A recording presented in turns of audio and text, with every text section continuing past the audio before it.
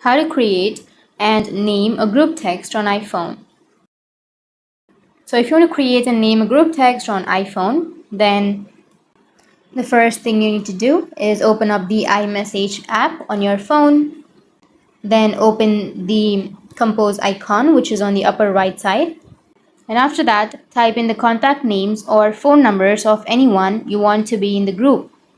Next, type your message into the message field and send it to the group text. Simply tap on the up arrow, which is on the right side of that text.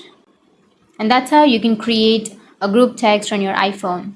And if you want to name that group text or group message, then what you need to do, open up the group iMessage application.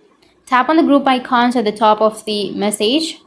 If you have iOS 14 or earlier, tap on the icons at the top of the thread, then tap on the info button.